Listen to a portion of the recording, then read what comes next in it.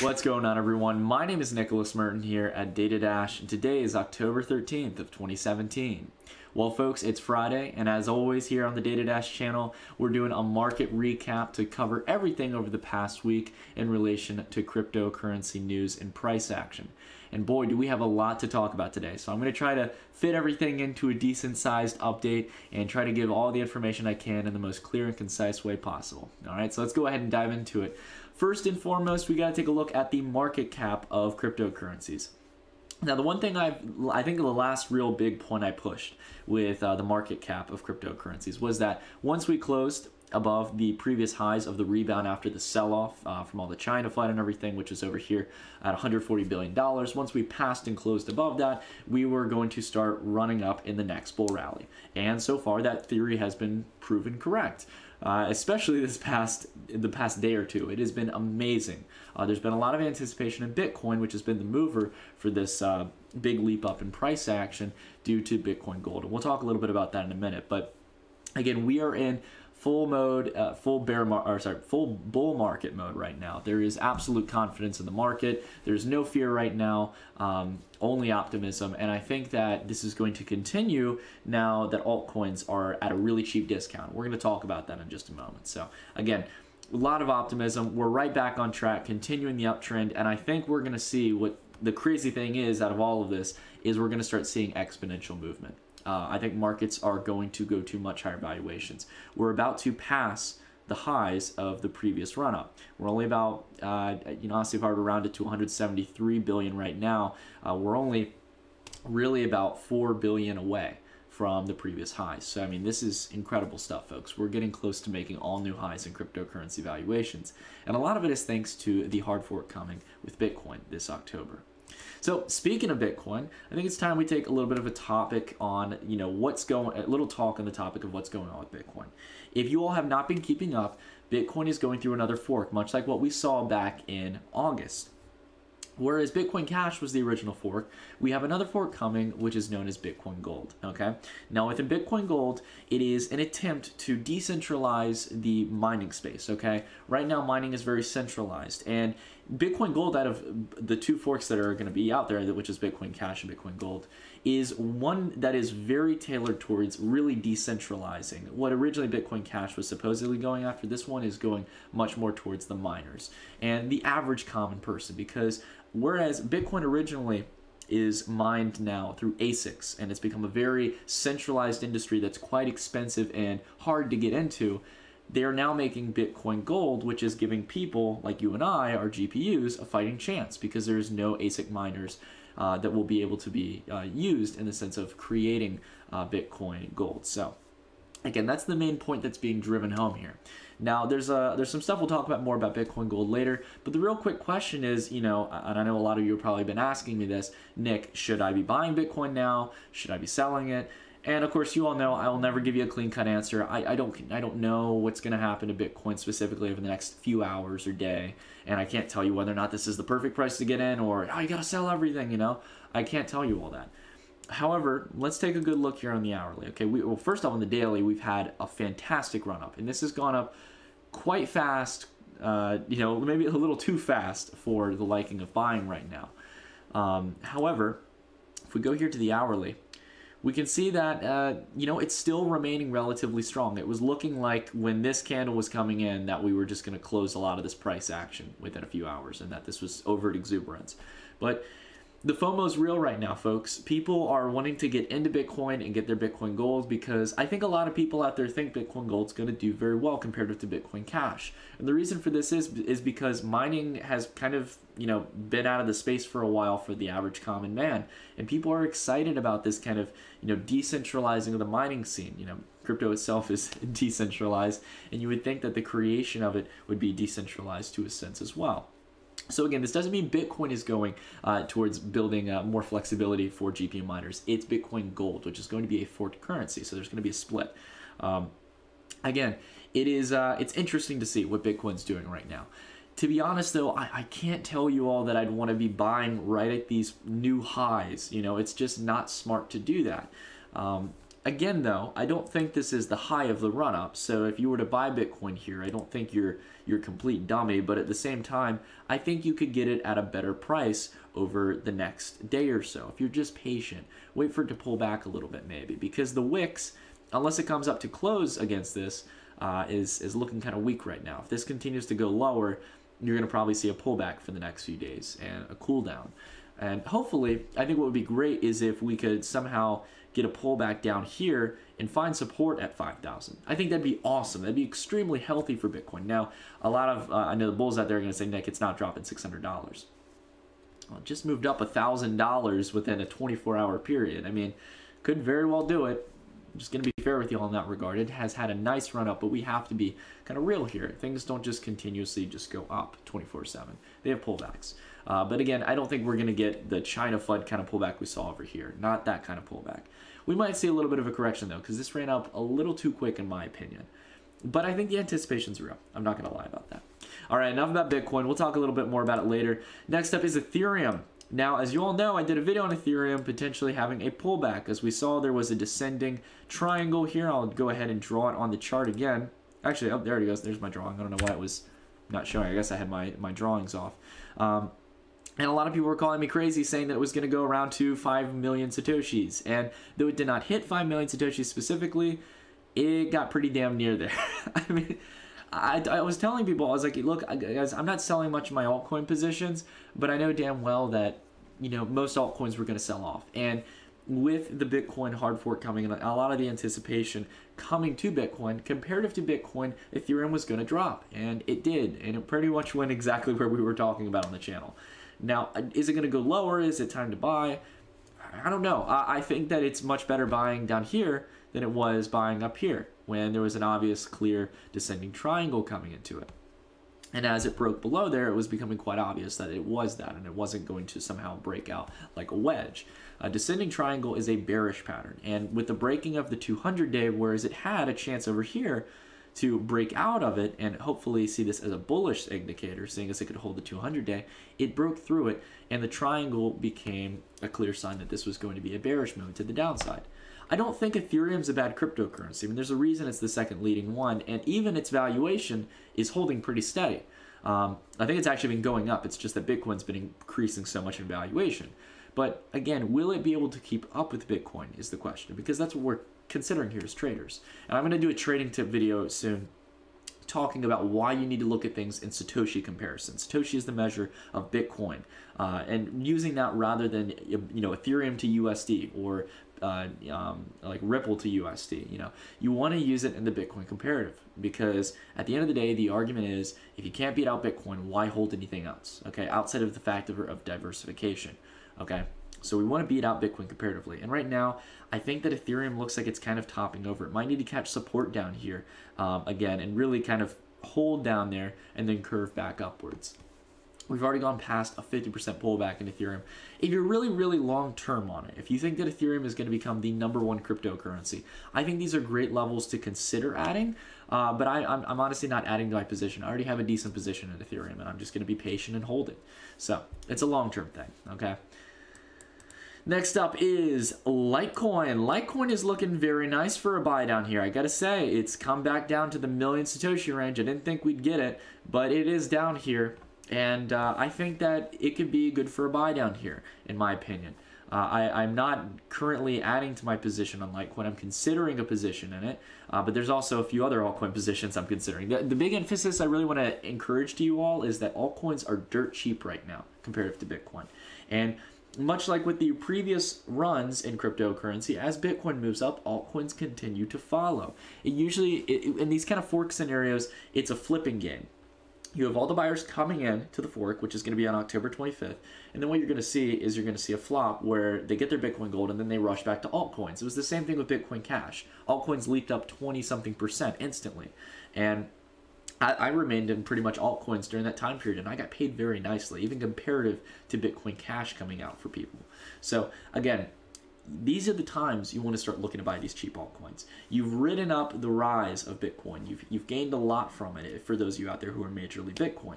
Now it's time to diversify. And Litecoin, for example, is one of those leaders who's cheap right now comparative to Bitcoin. So I think it's going to hold this level. It's held it in the past. I know this isn't all the price action. TradingView doesn't have it for some reason, but if you go on Bittrex, you'll see that 1,000,000 Satoshis is a common support level for Litecoin. So keep that in mind. Next up is Ripple. Now, a lot of people got mad because I covered Ripple. As you all know, I'm not a big fan of the banks, but a lot of people got mad because I was saying how Ripple's going to be one of the top 15 coins going into 2018. Folks, as much as I'm not saying you have to go and support it or buy it, it's the truth. If you're looking for a trade or an investment, it's right there. Ripple is doing great so far. Even with all this Bitcoin run-up, after the pullback and everything, it has been able to pretty much maintain where it's been holding over the past few weeks compared to Bitcoin. That is a great sign for an altcoin. Most altcoins cannot say that. Most are down 20 or 30% compared to Bitcoin.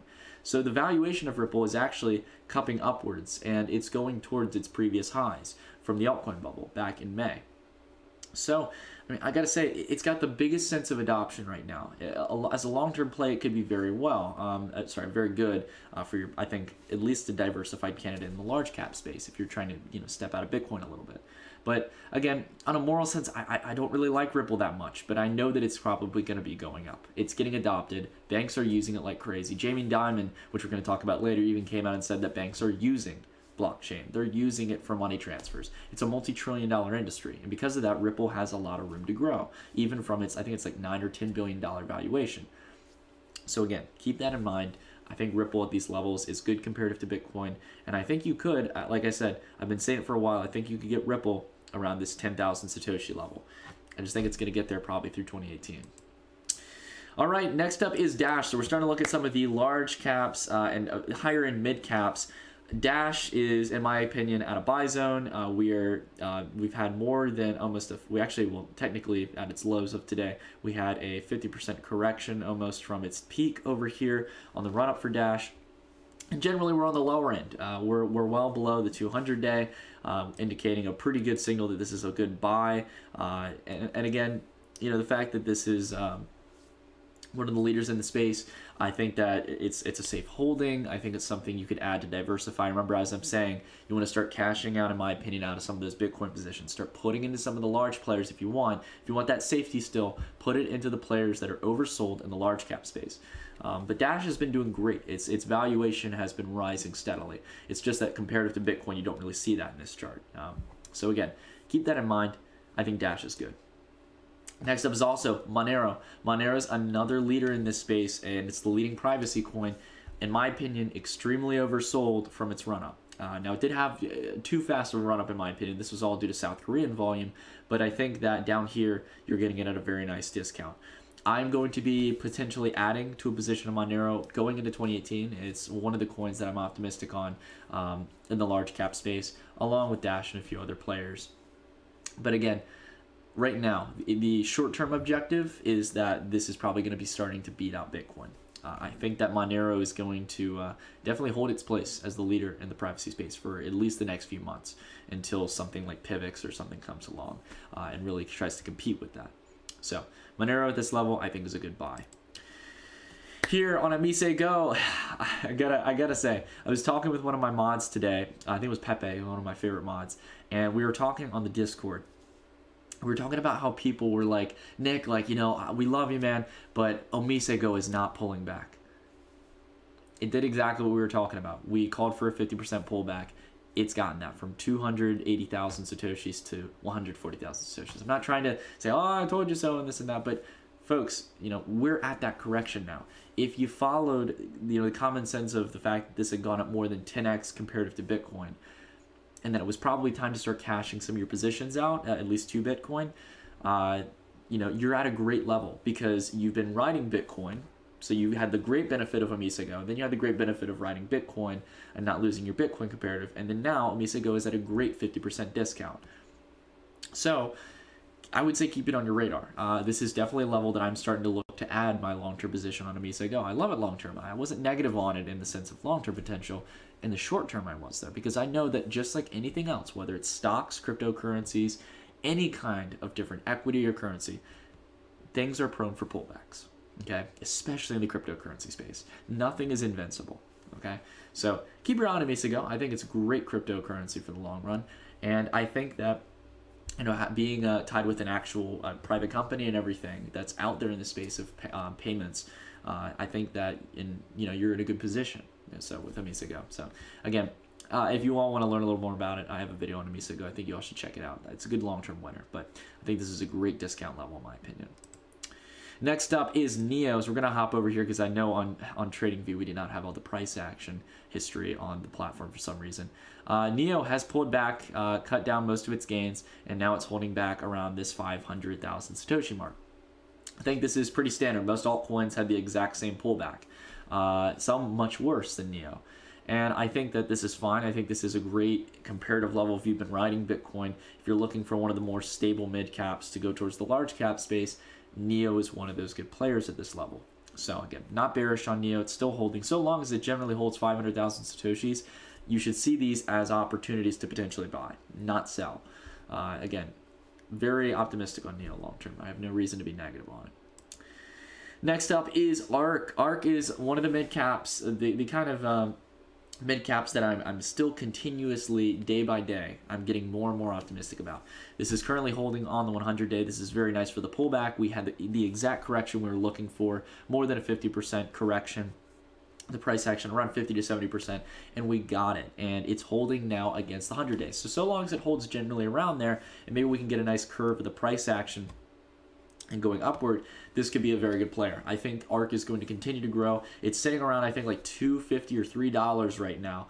So if ARK, holds this level, I think that we will continue to see it get adopted. I think it could go well above where it is right now, and it's USD comparative and Bitcoin comparative. So whatever one you use as a measurement, I think that ARK is going to do fantastic. I think it is going to beat out Bitcoin going into 2018 by a long shot in the sense of gains for its valuation. All right, next up is Lisk. I get a lot of questions about Lisk and asking me, Nick, it's time to buy. I originally was calling to watch and see if Lisk could hold the 100-day, and it could not, and now it's down to the 200-day. I will say that even though I'm not buying it, this looks like a clear buying opportunity because it's bouncing off the 200-day, much like it did back here. And then much like how we had a pullback, pretty fast pullback, we had a very fast rally back up. I don't think it's going to happen as quick. I think that we're learning from the mistakes of the past where we had this ascending wedge here, a very rough one, but an ascending wedge nonetheless, and then a fast sell-off. Again, exuberance can make up the difference in just a few days, folks. I'll say it a million times. But this is the end where you want to be buying it if you're optimistic on Lisk in the long term. The one problem I still have with Lisk is that, much like a lot of other crypto projects, there's no sensible adoption, and this ran up all because of a rebranding. But that also gives me some confidence in the fact that saying, like, well, geez, if a rebranding announcement did this, what happens when they actually rebrand? And what happens when they actually launch their first project once the SDK gets going and everything? So, again, we'll have to see. I think Lisk long-term could be good. I just don't hold the position in it right now. Next up is Substratum, one of the small caps that I'm very optimistic on and hold a good position in myself. If we go here to the full screen chart, we can see that it finally launched onto Binance, a really reputable exchange out there, one that's been trending recently, and I'm actually considering opening up a Binance account in the future, seeing as Substratum's traded on there. However, I do want to say right off the bat that I kind of consider this as the official kind of ICO launch because it was just kind of on Ether Delta for quite some time, and there's very low volume on there. So this is kind of like the IPO launch for a given stock or a cryptocurrency. You find this a lot with ICOs or cryptocurrencies that are new on the space. When they open up for trading on exchanges, you find a very common pattern. You see the initial sell-off.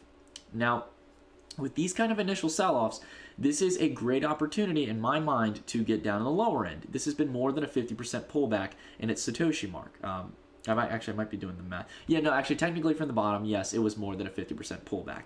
So you find this commonly with IPOs in the stock market and ICOs in the cryptocurrency space.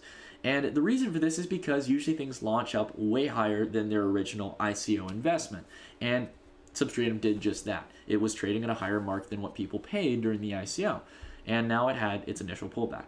I think you want to buy on the lower end. You want to hopefully get it down here and then have the curve up and have the ICO reversal. Now, what is that? It's a very simple technical pattern. It's when the ICO opens up on a higher end, it has its initial sell-off, and it curves back up and gets above those ICO highs. And once you get some price action above there, it stabilizes, you're going to most likely get a very fast run up. Now, you all know that this is one of my top 15 coins, most likely, if you keep up with the channel, for 2018. I think it's going to be an absolute winner against Bitcoin. I love the concept of the decentralized web. We're hopefully going to get Justin Tapp on the show here soon on Data Dash. And again, just a genuine project. They're keeping up to date with people. They released their UI.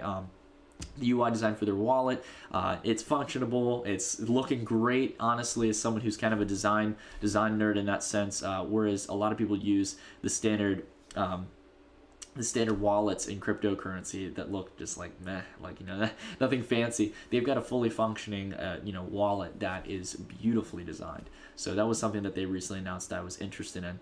And again, it's waiting for a catalyst. If they get on Bittrex, I mean, this is going to absolutely moon. This is going to be a very good thing for Substratum, but there's no official word of it yet. They're, I think, in the works trying to get onto Bittrex, but we'll have to see.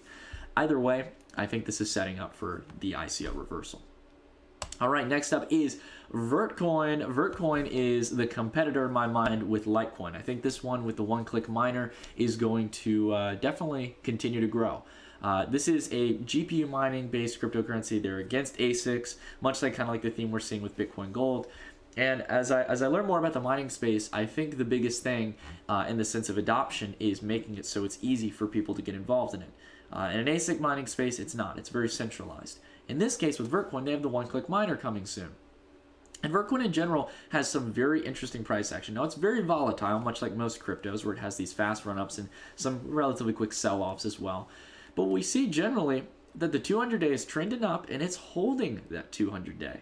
So again, no reason to fear here, not to mention the 100-day as well. It's found support along these indicators. So I keep positive on it. I have no reason to be negative on Vertcoin. I think I bought up here, so I'm a little bit down in the Bitcoin comparative, much like a lot of altcoin positions over the past week. But again, I'm not selling it. I like to add some possibly to Vertcoin. It's a small cap right now, and I think it's going to go around Litecoin's valuation going into 2018 or 2019. Again, I think that, in the mining space, GPUs are becoming a thing again. I think people are going to generally get into the mining space as crypto becomes more adopted, and it's going to become a lot less centralized than what it is before. Then again, take my word with a grain of salt because I'm not a mining expert. I just think that it's something that more people are getting involved, and I've had so many people reach out to me talking about, like, Nick, you need to start covering mining. And I'm going to eventually get to it. But as you can see, there's so much to cover in the crypto space. So we have to sadly move on. And I will maybe talk about mining at a later date. All right, next up is Neblio. So Neblio is one of the other small caps that I've been watching. I want to talk about this because I'm going to eventually on my channel talk about the Neblio versus Stratus comparison that a lot of people have been talking about. I can't remember the YouTuber. There was someone else in the space who was talking about this as well. But I definitely want to talk about it because I was originally someone who bought Neblio down here in the $13 million range. And I finally moved over my Neblio to my staking wallet. I've been meaning to hold, I'm holding it for the long run. I'm not trying to trade this one. I think this is going to very well pull a Stratus in my mind. I think they've been very good at delivering on time. They delivered their wallet earlier than expected. They continue to deliver on their roadmap. That's going to be another good sign. But their team, as much as it is small right now with only 4 individuals, they have some kick. I'll keep my mouth shut. That's not an appropriate word here. They've got a rock star team behind the project. A lot of people who've actually worked at companies that are local to my hometown and everything, and a lot of them have worked for years at these companies. And they're a lot of leading companies, Fortune 500 ones. So again, it doesn't guarantee that this is going to be a good project, but they've got a good proof of stake difficulty and rate of interest that you get from holding and staking it in your wallet. And along with that, they're having a large amount of flexibility within APIs and programming languages inside the Neblio developer platform for enterprise. That is extremely important. And with Stratus losing its game, losing its edge comparative to Bitcoin, and just in general in its valuation, and really a lack of updates in the space, Neblio has a lot of room to take some of that valuation and become a player that is at least recognized. So that's it for all of the price action that I want to talk about. However, I do want to go through and I've got to really emphasize something here. We were all very excited the other day on the side of news and events. I thought this would be kind of funny to laugh about. Jamie Dimon had finally woven the white flag saying that he was done talking about Bitcoin. He was finally done. He was going to shut his mouth. He'd already said what he wanted to say. We all got the picture. And Bitcoin, continued to rally, of course, as always. And, well, just about a few hours ago, comes back out, speaking out against it again. Now, to be fair, as much as I want to rail on him, as much as I think anyone does, because I think we all mostly generally disagree with him, I want to be fair to Jamie. He got asked it at, he gets interviewed a lot. The media is very kind of hawkish on him. They know that it gets the headlines selling. Everybody's looking into Bitcoin. Even, people's grandparents are talking about Bitcoin. I know people, for example, that my mom knows about. She talks to people, and they were past CEOs and people who were big players in either Fortune 500 companies or in the finance sector in general. And they're talking about Bitcoin. They're starting to learn about it, and they're getting interested. And I think it's because of people like JP Morgan and Chase's CEO Jamie Dimon. Now, he, again, reiterated so many of the exact same points that I would absolutely argue against him, as much as I, respect him as an individual. At the end of the day, I despise banks. I despise a lot of the financial institutions. And I don't think, I don't know who Jamie Dimon is as a person. I don't know if he's good or bad. But at the end of the day, he's a human, and I have to respect his opinion. However, he makes very silly arguments. He continues to say blanket strawman arguments if you're stupid enough to buy it without really backing up his claims. His whole argument, though, is that there's no government backing it up, okay? So it doesn't have any real value. Okay, so if that's the case of argument, if there's no government backing it up, what about gold? What about gold? That's a serious, fair argument right there. Gold is a commodity, doesn't have a government backing. Sure, banks hold it, and that gives it a sense of adoption. Because there's a sense of adoption, it gives it a sense of value. Then why is Bitcoin any different? And the same goes for currency as well. Currency itself is not valued at anything. The Federal Reserve, not a federal institution, central banks across the world, whether it's the CBOE, whether it's the Federal Reserve, whatever it may be, can circulate and print money and manage interest rates without any need of the government. Yes, the government likes to monitor its currency. This is what he keeps on reiterating, is this whole idea of, oh, the government likes to know where the money's going. And that's very true. The IRS likes to know where things are going. And to prove that, we know that through Bitcoin as well. When you go through Coinbase and you purchase a large amount of Bitcoin, guarantee that the IRS is going to know what address that is sent to, because Coinbase is in bed with the IRS and they're keeping track of that information. Again, though, doesn't mean that cryptocurrency is going to find a way around it. More people will go to the mining scene if that's the case, and they will mine cryptocurrency. Or there will be other ways in the innovative space of cryptocurrencies to get around this. There's no way you can shut it down completely. You might be able to shut down the exchanges. Oh, decentralized exchanges come. Atomic swaps happen. Again, there is no way to stop it. Unless you're flicking the switch off the internet, Jamie Dimon's argument is irrelevant. It's all very short-term thinking. And I think, he just personally doesn't want to admit it, that it's going to continue going up. I mean, he said it himself, it could go to 100,000, but he keeps on calling it a bubble and a scam. He makes no solidified argument. So, again, we can talk about this all day and stuff, but, well, I think we should just honestly just go to my Twitter here and take a good little look at a post I just recently posted. One's a photo of Jamie Dimon looking at JP Morgan's quarterly revenue, and the other one's Bitcoin. So, well, you do with that as you will, Jamie. The last one I want to talk about is Bitcoin Gold. So a lot of you have been asking about this topic. We were just talking about it earlier, and a lot of people have asked Nick, are you optimistic on Bitcoin Gold as a whole? Just like how a lot of people are curious about my opinion on Bitcoin Cash. Again, I usually do not like the forking of Bitcoin. I see it much like a lot of other people see it as. It's this, as Bitcoin continues to go up and we have more forks of the currency, it's almost like, if there's any kind of bubble aspect to cryptocurrency and Bitcoin, it's this whole kind of creation of new fractions of Bitcoin with the Bitcoin brand. However, I will say this. The Bitcoin Gold fork I am liking much more than I like Bitcoin Cash. And the reason why is because it's bringing a lot of decentralization to the mining scene. I really think it's important to have something that cuts out ASIC miners and allows average individuals like you and I to get into the mining space. I'd actually be interested now in getting into it because I might be able to afford setting up a cool little mining rig of my own and getting into mining. I'll let y'all know if I do. It's an interesting space, and it's one of the few that I still have yet to learn everything on, even though I understand the basics. But again, there is this whole kind of idea of it being the people's fork. I love that kind of quote they had here in Cointelegraph. It was a decent point. I really think it is the people's fork in the sense of letting people get into the mining space. However, there is a few red flags with it. there has been no serious technical information readily available for it. This is worrying. We have not seen the team behind Bitcoin Gold come out and explain much about the project. It's been kept pretty quiet and secret. The other thing I want to talk about as well is that much like with Bitcoin Cash, where there was issues of having the same addresses and having Bitcoin, or sorry, well, not the same addresses. Basically, Bitcoin being sent to Bitcoin Cash addresses. Again, this is always going to be a problem. I don't think it's much to really hold Bitcoin Cash from going back. It's just something that's going to be a mistake for a lot of people. I think the real problem arises really from the fact that there's not much information on this.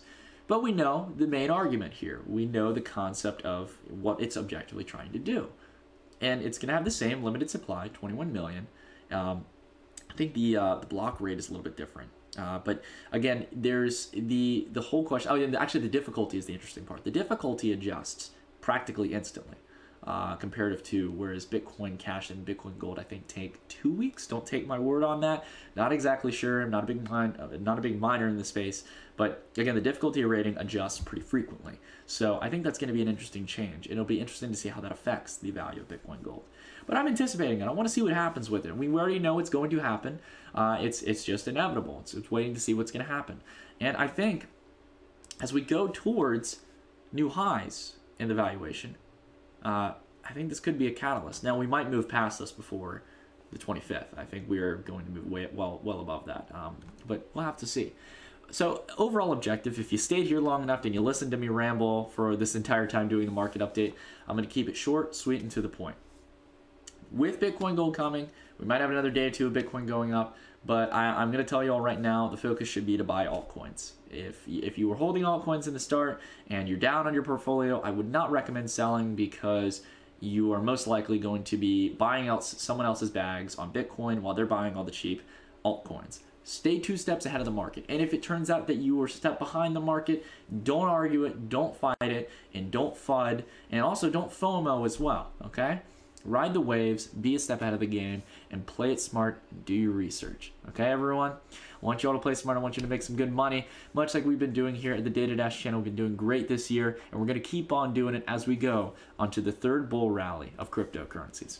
My name is Nicholas Merton here at Data Dash. Thank you all so much for watching, and I will see you all in the next video. Stay tuned.